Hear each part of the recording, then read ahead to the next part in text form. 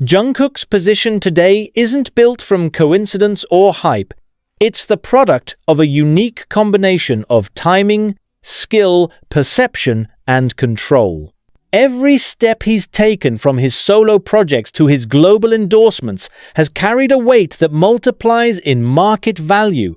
When companies compete for a name, when advertising budgets rise overnight just to secure a single face, and when even global labels restructure their offers because of one artist's involvement, you're witnessing an economic phenomenon, not just celebrity influence. There has never been a Korean artist whose single appearance could alter global brand metrics the way Jungkook's does. His name attached to a campaign doesn't just generate attention, it creates a measurable economic surge. Calvin Klein, for instance, didn't simply hire Jungkook as an ambassador, they redefined their digital marketing architecture around him. His campaigns pulled record-breaking engagement across regions that brands had long struggled to penetrate: Southeast Asia, Latin America, and even non-English-speaking segments of the US market. This type of impact carries an invisible monetary tag. In simple terms, Jungkook's image has a conversion rate higher than entire advertising divisions of multinational companies. The result? His contract values moved beyond traditional entertainment benchmarks. He's not priced like a singer, he's priced like a multinational entity. Executives across industries acknowledge it privately. Jungkook's rate card is now considered the top of Asia's entertainment valuation, surpassing even Hollywood figures for specific campaigns. That shift didn't occur through negotiations alone. It came from evidence, numbers, reach, and retention that no other Korean artist has ever produced. For most artists, value is measured through streams, tours, endorsements, and social traction. For Jungkook, it's something more complex. It's the multiplier effect. His presence multiplies visibility, trust, and relatability across demographics that brands can't usually unite. Luxury brands, fashion labels, music executives, and advertisers all see the same pattern. The moment Jungkook is involved, the conversation expands beyond the typical K-pop audience. Western fashion outlets cover his campaigns as mainstream events, not Asian entertainment stories. Financial publications mention his influence as a case study in global consumer psychology. When an artist transcends their industry boundaries, their price no longer fits within the old scale, and that's precisely where Jungkook stands. In branding terms, expensive doesn't just mean high payment. It means high return. Jungkook guarantees return. That's the reason even billion-dollar companies accept paying beyond what they originally considered reasonable. He doesn't represent risk, he represents certainty. And in the world of marketing, certainty is priceless. It's not just the Korean market adapting to Jungkook's value. The US market, long regarded as the most challenging to penetrate for non-English-speaking artists, has adjusted its metrics because of him. His solo tracks didn't only dominate Korean and Asian charts, they broke into global platforms with a speed that surprised even American industry analysts. Streaming platforms had to reconsider their algorithms when his songs remained at the top for weeks, without the typical label-driven promotions that most Western artists rely on. The organic reach of his fanbase created marketing case studies across universities and corporate think tanks. For the first time, a Korean artist's audience behavior was used as data for predicting global trends. This isn't just popularity, it's market intelligence in motion. When analysts studied engagement levels between Jungkook's campaigns and standard Hollywood-based influencers, the results showed a consistent 30–40% higher retention rate in digital impressions. That's the type of dominance that no amount of paid media can replicate. As a result, brand negotiations around him shifted. Instead of a per-campaign approach, corporations began offering multi-year, full-market contracts, something usually reserved for legacy icons like Leonardo DiCaprio or Rihanna. That transformation placed Jungkook in a unique category, the only Korean artist valued at a long-term international ambassador rate equal to Hollywood's top tier. In the past, K-pop artists, regardless of popularity, operated within confined economic parameters. They could be global stars, but their contract values rarely reflected the true scale of their reach. Jungkook broke that ceiling. His global identity, independent yet rooted in authenticity, allowed him to bypass the regional pricing model. Brands stopped seeing him as a Korean representative and started treating him as a universal figure. That's the core of his transformation. When negotiations occur, they no longer start with regional budgets. They begin with global marketing allocations. This alone positions Jungkook differently from every other artist in the Korean industry's history. It's no longer about how much he's paid for being in an ad. It's about how much the world is willing to move financially to secure his image. In 2025, several marketing sources confirmed that offers to Jungkook had crossed unprecedented thresholds, with some brands restructuring other ambassador contracts just to meet the numbers required to work with him. These figures, while confidential, are estimated to be multiples higher than the previous record holders in the Asian market. A major reason Jungkook's worth stands above all others lies in control over his image, timing, and output. Unlike most artists managed through collective promotional structures, Jungkook operates with calculated precision. Every public appearance is intentional. Every brand affiliation feels exclusive. That scarcity principle enhances his value far beyond overexposure. When scarcity meets quality, price escalates. His limited public presence increases demand, making every collaboration feel like a once-in-a-year event. Audiences and companies alike interpret that as authenticity, a rare element in modern celebrity culture. And authenticity translates into sustained consumer trust. Moreover, Jungkook's ability to maintain relevance without frequent appearances defies entertainment norms. In a landscape where constant visibility often equals relevance, he proved the opposite. Selective visibility creates prestige. That's why brands pay for him, not just because of his fame, but because of the credibility that comes with his restraint. When Jungkook signs a brand deal, the effect ripples far beyond immediate sales.